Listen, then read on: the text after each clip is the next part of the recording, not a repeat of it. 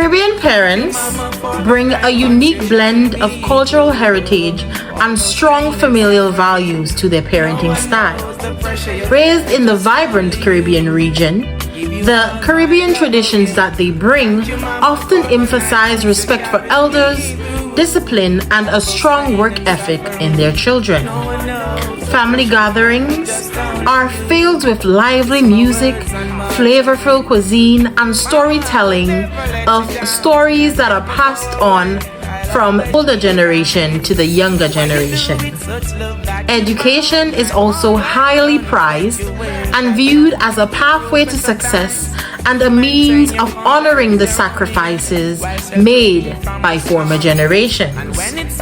Their nurturing yet disciplined approach to parenting fosters a deep sense of Caribbean identity and pride among their children, creating a strong foundation for their futures. And with that, here is the history of Caribbean parenting. Pre-colonial Caribbean parenting styles were shaped by the rich cultural traditions of indigenous peoples such as the Taino Arawaks and the Kalinago people.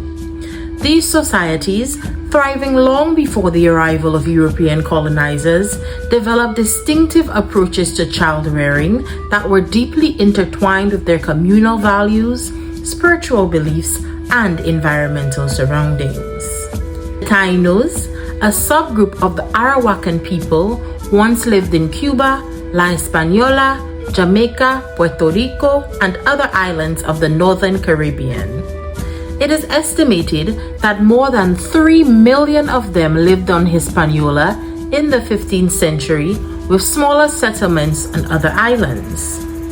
The murderer, rapist, and colonizer Christopher Columbus was impressed with their generosity and wrote in his notes when visiting Bahamas in 1492 that they will give all that they do possess for anything that is given to them, exchanging things even for bits of broken crockery. He also described how they looked by stating that they were very well built, with very handsome bodies and very good faces. They do not carry arms or know them. They should be good servants. Spoken like a true colonizer. Tainos lived within a matrilineal society, meaning that descent was traced through the mother. Women lived with children, keeping them apart from men. However, although there were some gender roles, they were not exclusive to one gender. Women worked in the fields with their babies on their backs, and daughters helped their mothers prepare the manioc. It was during these times when girls would learn the women's songs, as well as the stories and traditions of their people. Other jobs women had included working with clay, designing pottery, and making beautiful jewelry. Women were also responsible for picking and weaving cotton into hammocks, baskets, and white skirts worn by married women called naguas. Men, on the other hand, were responsible for tasks such as building canoes, using fire, falling trees, and making tools from stone. They would also find gold to be used in jewelry from the riverbeds and streams. Fathers and extended male family members taught boys the ways of fishing and hunting. In the political aspect, women were respected and taken to account in the decision-making processes. The kashik of a village took into consideration the input of his wives. Women were also able to get to the higher position of kashik, like Yuisa, the kashik of the Loisat area. Lastly, the successor for the role of kashik would be the firstborn child of the former's older sister, because it was closer to the lineage of the kashik's mother. Again, it was a matrilineal society. Among the Taino people of Hispaniola, for example, parenting was a communal responsibility in a housing compound called the Canai. Children were raised within this extended family structure where grandparents, aunts, and uncles played significant roles in their upbringing. Parents imparted essential survival skills to their children, teaching them how to farm, fish, and gather food from a very young age. Additionally, as mentioned earlier, storytelling was a crucial aspect of Taino parenting, with elders passing down oral traditions, myths, and history to younger generations, thereby preserving their cultural heritage.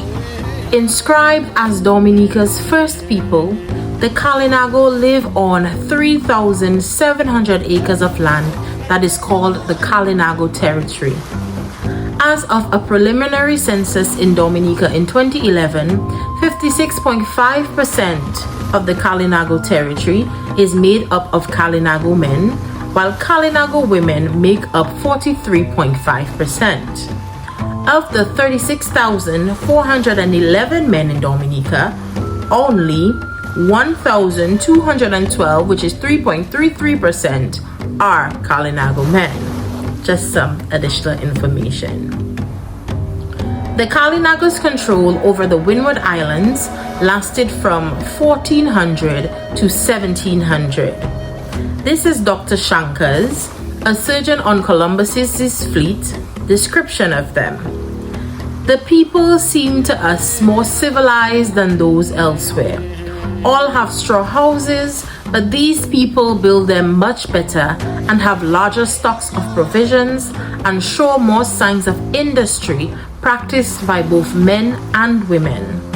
They have much cotton spun and ready for spinning, and much cotton cloth so well woven that it is no way inferior to the cloth of our own country. Kalinagos existed within a patrilineal family structure, meaning that lineage was passed down to the father, whereby homes were grouped around a large central men's house from which they visited their wives in surrounding huts. The men's house served as a daily meeting place for the men of the village, as a place to receive and accommodate guests, to hold communal feasts, and occasionally to bury deceased male members of the community. The men used to spend part of the day in the assembly house discussing matters of war and peace from their hammocks.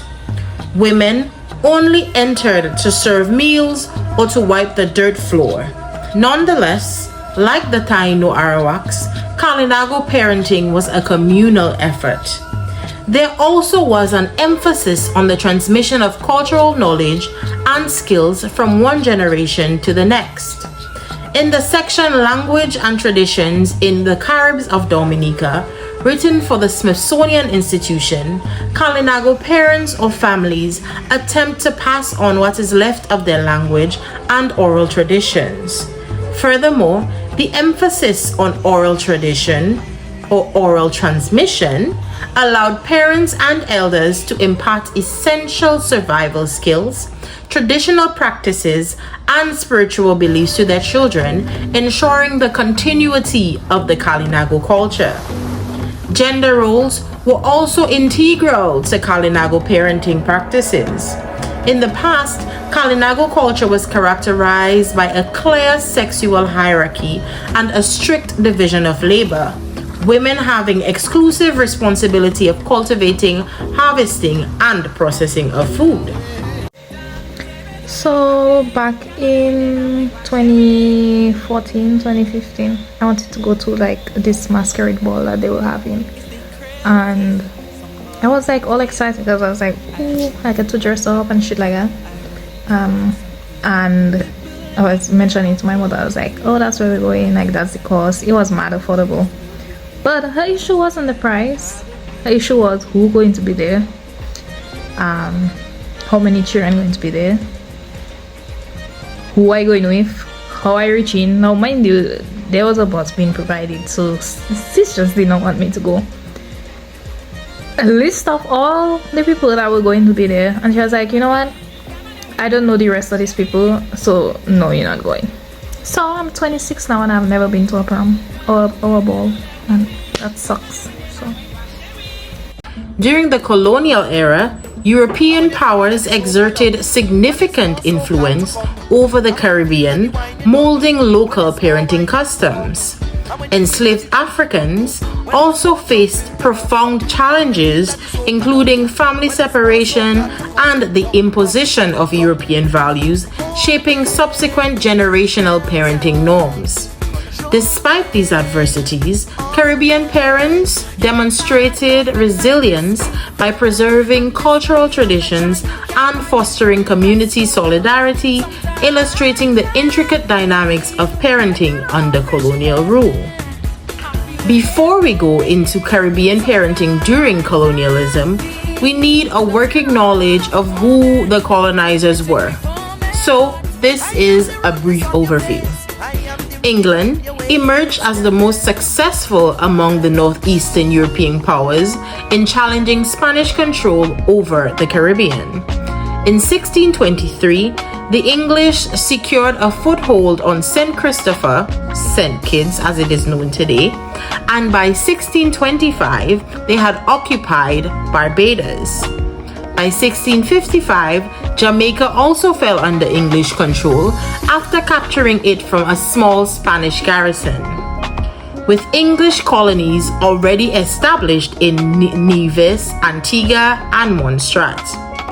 Meanwhile, France claimed the remaining part of St. Kitts, seized Guadeloupe and Martinique in 1635, and formally annexed Saint-Domingue or Haiti in 1697, which had been occupied by buccaneers and French settlers for about 50 years. Dutch possessions also expanded to include Curacao, Aruba, and Bonaire off the coast of present-day Venezuela, and St. Eustatius, Saba, and half of St. Martin in the 1630s, mainly as part of the Dutch War of Independence against Spain rather than for agricultural gains. These territorial gains against the Spanish were mainly concentrated in the Lesser Antilles, which were weakly defended and largely controlled by the Kalinago. In contrast, only Jamaica and part of Hispaniola were taken from the Spanish Empire in the Greater Antilles, while Havana and San Juan remained crucial trade hubs between Latin America and Spain until the Spanish Empire's collapse due to independence movements in the 1820s. Throughout the 18th century, the French and British vied for control over the Lesser Antilles, resulting in Dominica, St. Lucia, St. Vincent, Tobago, and Grenada falling under British control by the 19th century. Trinidad was formally ceded to Britain by Spain in 1802, following its capture in 1797. So, that was a lot to take in. So, essentially, all of the colonizers were either British, Spanish, French, or Dutch. Okay? Now, let's get into how parenting was shaped as a result of these colonial influences. Due to the villainous obsession with world domination, aka imperialism, of our former European colonizers, it is also crucial to acknowledge the trauma that was inflicted upon the Caribbean region and as well in many other countries in the world, known as slavery. Dr. Guy de Groy's concept of post-traumatic slave syndrome, PTSS, provides insight into this multi-generational oppression that was experienced by persons of African descent, including those within the Caribbean region. This syndrome, resulting from centuries of chattel slavery, manifests in adaptive survival behaviors observed within these communities. One of these adaptive behaviors is the modern-day parenting style of many Caribbean parents of African descent. Traumatic slave syndrome is an explanatory theory that really looks at multi-generational trauma. One of the things that's difficult for people is their first response is, oh my God, that happened so long ago. We're talking about people being captured, shipped, sold, beaten, raped, experimented on. And then you have to ask the question, did the trauma continue? Yes. So 300 years of trauma, no help, freed. No help, more trauma. If it's a sustained trauma, then the impact of that is also sustained. The transatlantic slave trade, which forcibly removed millions of Africans and transposed them to the Caribbean as chattel slaves, had profound implications for parenting within slave communities. According to historian Hilary Beckles in Black Rebellion in Barbados, The Struggle Against Slavery, 1627 to 1838, slave families were systemically disrupted through the sale of spouses, children, and relatives as slave owners prioritized economic profit over familial bonds. Beckles noted that the separation of families was a deliberate, diabolic tactic employed by slave owners to maintain control and instill fear among enslaved populations. And I would also like to mention that although the next thing I'm about to talk about is not necessarily slavery, I do think that, and although these people are not necessarily of African descent, I do think in some ways the definition of PTSS can be applied to them. And I'm referring to those who are descendants of those who came to the Caribbean as indentured servants. Indentured servitude in the Caribbean during colonialism also had a significant impact on parenting practices. Indentured servants, primarily from India and China, faced harsh that disrupted traditional family structures and cultural practices. These are some plantations in British colonies that operated just 100 years ago. Some of these workers are enslaved Africans. Some are indentured servants from India. Can you tell the difference?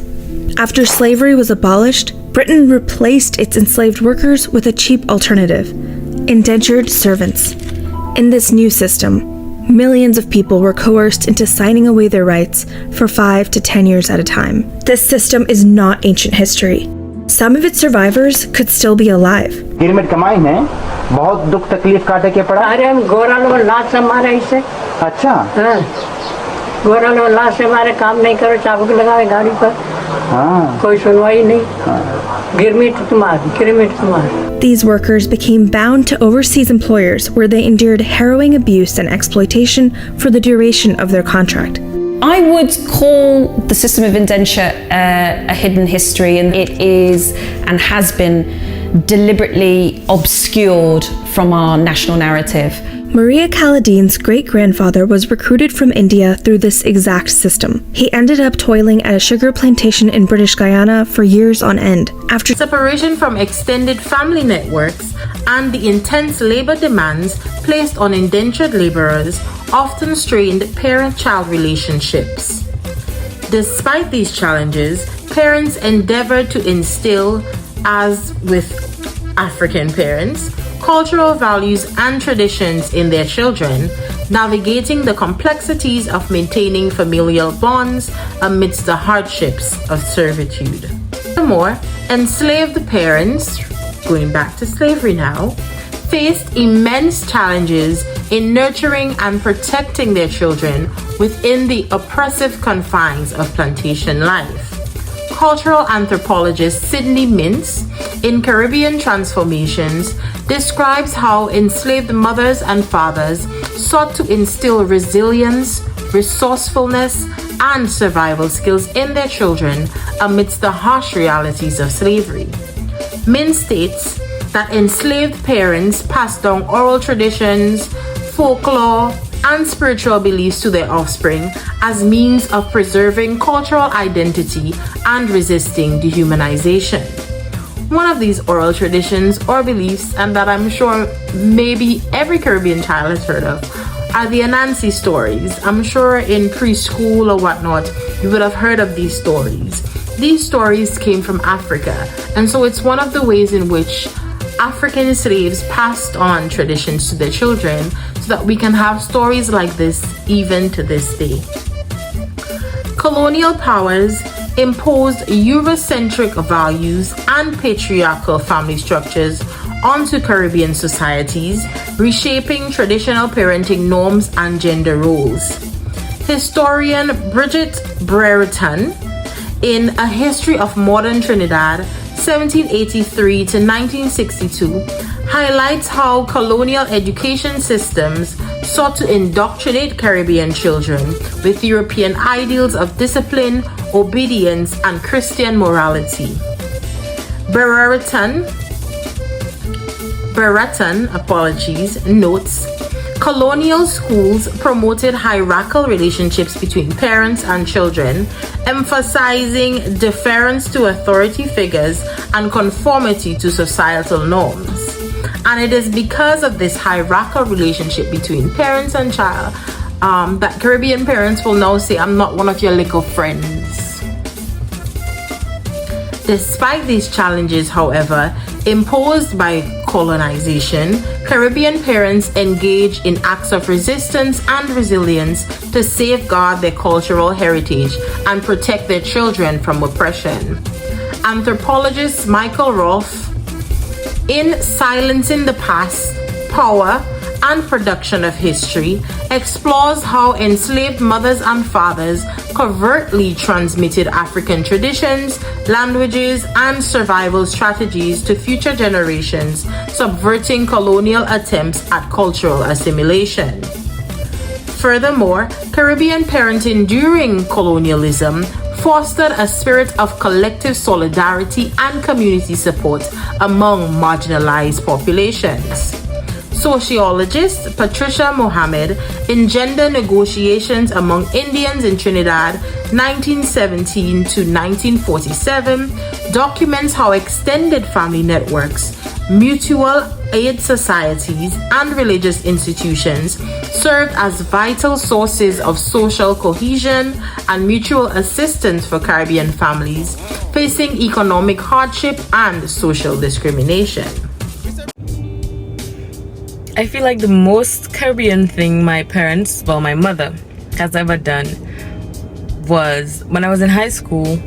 I brought a friend home, and she was giving me an explanation as to why she felt something was wrong. Like this might not be my ideal friendship, So the explanation, there's no need to summarize the explanation because it in itself is a few words.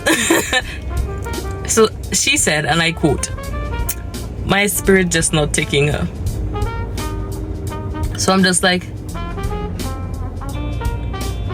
you have to be a little bit more specific because not liking someone because your spirit not taking them. I understand. But as a younger child, I needed some kind of reason. I needed an explanation. But all I got was my spirit not taking her. So yeah, we didn't end up being friends. But at the same time, my mother was a Caribbean mother because she simply said, "My spirit not taking her." And that's the entire reason for not liking someone. That's it.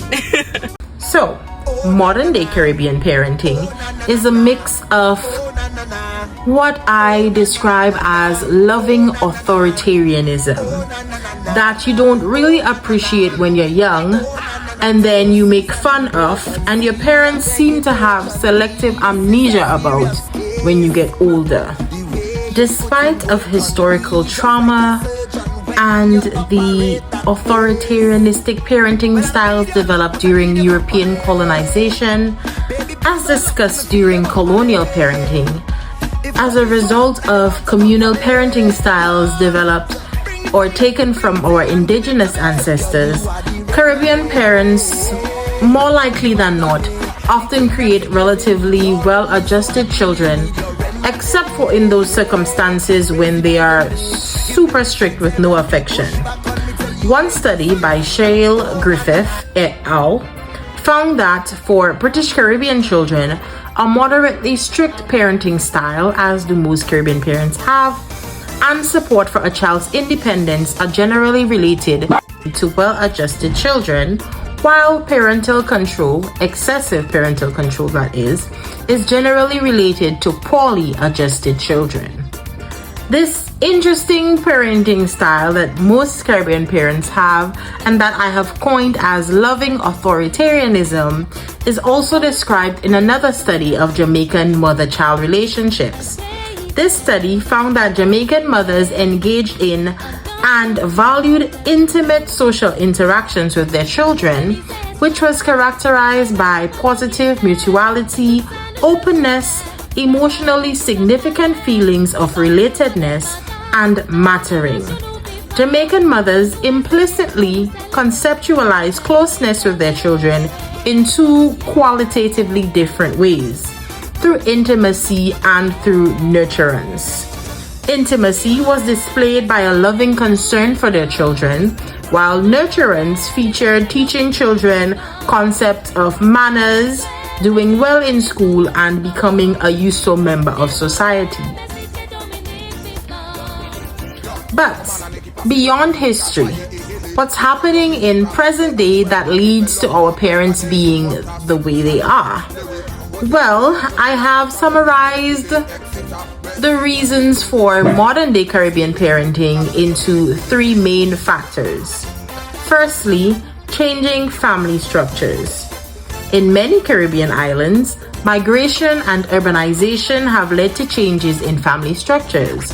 So, for example, in Trinidad and Tobago, the annual rate of urbanization from 2020 to 2025 is estimated to be 0.23%. In 2022, 53.34% of the country's population lived in urban areas, up from 53.19% in 2019. Another example is Dominica. As of 2023, the rate of urbanization is estimated to be 0.84% annually from 2020 to 2025, with 72% of the population living in relatively urban areas. And then in 2022, the urban population was estimated to remain at around 71.7%. While extended families remain important, there is an increasing number of single-parent households, particularly within urban areas. As a result, parents become increasingly protective of their children, as they may not have the support of their extended family networks, as they did in the countryside, for support in childcare and financial assistance. My mom is so strict. At one point I had to practice how I could and I asked she for permission for anything. So I would sweep out the house, wash the dishes, fold the clothes, take out the garbage before I asked my mom for something, not knowing if she may. I say yes. My mom will watch me do all of that, clean out the entire house. And then when I asked, she will say no. Another reason for modern day Caribbean parenting is education and empowerment. Caribbean parents, especially those who migrated to foreign countries and struggled for economic mobility without formal education, they stress educational empowerment.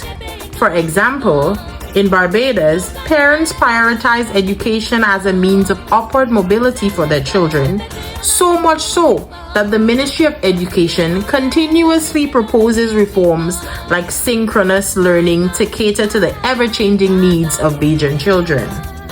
Despite economic challenges, parents make significant sacrifices to ensure their children receive a quality education, including investing in private tutoring and extracurricular activities. I am sure we all remember those CSEC or CXC extra classes that we took every afternoon, especially for me taking math classes, just to ensure that I had 1s or 2s in CXC. Big up to my mom one time for that. Another reason for my mom being a Caribbean parent, or your Caribbean parent being the way that they are, is because of cultural resilience. In a world where cultural heritage is slowly being wiped out by Western, mostly American media, it is imperative that Caribbean parents preserve the cultural traditions of their island or of the Caribbean. In Haiti, for example, despite widespread poverty and political instability, parents prioritize cultural resilience and community support. Haitian parents have often been seen passing down the traditional Haitian Creole through folk tales, through speaking the language to their children, and through religious practices like praying in Creole to instill a sense of cultural pride and resilience in their children. Similarly, in Dominica, my island, particularly around Creole season, parents can be seen dressing their children in traditional clothing, teaching them words in Creole, singing songs with them in Creole, among other ways for passing on the traditional customs or culture of Dominica. But there are other reasons why Caribbean parents parent the way they do. And these ones are just other ways that I would call other contemporary issues for why Caribbean parents parent the way that they parent. One of these would be the increasing poverty and inequality within the Caribbean region. As lower middle income countries, many Caribbean islands experience economic struggles. For example, in Jamaica, poverty and inequality continue to pose significant challenges for families. Those hail from the parish of St. Ann, come to Kingston, 1972, as a young little teenager girl. Things were really good them time now. I just come at town. Things good. I could have pay my rent, buy me little food and but no, it worse. Greater collaboration is needed if poverty is to be eradicated worldwide. Jamaicans are poorer than they were 2 years ago, with 10% living in extreme poverty. With high rates of unemployment, many children grew up in impoverished communities with limited access to education, healthcare, and recreational facilities. And so, parents often struggle to provide for their children's basic needs, leading to high levels of stress and insecurity, and thus, as a result, creating very strict or authoritarianistic parenting styles. Another reason for Caribbean parenting may also be an increase in violence and crime in some islands. In Trinidad and Tobago, for example, high levels of violence and crime have profound impact on parenting styles. So we're here in East Port of Spain, Trinidad, and when people think of Trinidad, usually they think of steel pan drums, carnival, celebrations, and good times. And Trinidad itself is a pretty rich country. They've got plenty of oil and gas deposits, and the GDP per capita here is 18,000. Unfortunately, over the past 15 years, Trinidad seen its murder rate go from about 100 a year to 500 a year. And that's mostly due to warring gang factions in neighborhoods below me like Laventille, which fight ruthless turf wars, sometimes over just one block. So how did these gangs get so powerful? Many of them have gotten intertwined in politics, doing favors for politicians and receiving lucrative government contracts for public works and construction projects meant to help alleviate unemployment. Adding to that, Trinidad is only 7 miles away from Venezuela. In the past few years, it has re-emerged as a major transshipment point for drugs to West Africa and the United States. Way to meet Hal Greaves, a former actor now turned community activist who works with a lot of the local gangs. He's one of the few people who can move throughout all territories. Hal, where are we right now? We're in Canada, and this community has been devastated by the recent fighting between the gangs. Several of the families have been moved out. The buildings have been condemned. We could see where walls have been broken down. There are bullet holes all throughout the community. There was one gang there, and some years ago, the gang broke into almost 5 factions, and with murderous rage. And the boys will tell you that now the kitchen is at war with the bedroom. And the hate they had for people who they grew up among, they share the same house. Almost once a week, they'll be shooting in the area. And the government's just powerless to stop it. They're not powerless, they're just not focused. Parents are often concerned about their children's safety and well-being. Living in your house, trying to raise your family in a law-abiding manner, 9 o'clock in the morning, gunman in your hole. Leading to strict rules and extensive continuous supervision. And another reason for Caribbean parenting, and I think one of the most important ones, because it is an increasing trend, the brain drain that's happening in the Caribbean, is migration and diaspora. In the United States, in Britain, and in many other countries, Caribbean immigrants face unique challenges in balancing cultural identity with assimilation into their new society, be that new society American, British, Dutch, etc. Many Caribbean parents strive to instill a sense of pride in their children's Caribbean heritage while encouraging them to excel academically and professionally in their new homeland. Conclusively, although Caribbean parents can be very extra, their desires to create well-rounded children is a hybrid model of centuries of parenting styles in the region.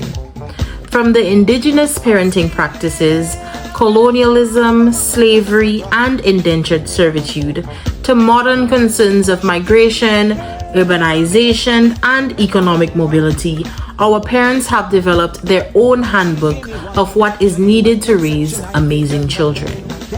So, although I believe that the rod can be spared at times, I think Caribbean parents must be given more grace for the ways in which they have tried to make us better in this crazy world.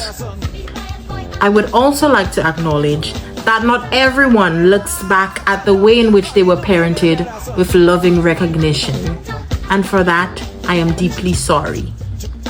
But for those of us who do, I encourage you to call mom or dad and thank them, big them up, give them a shout out for being the best yet most troublesome Caribbean parents there are.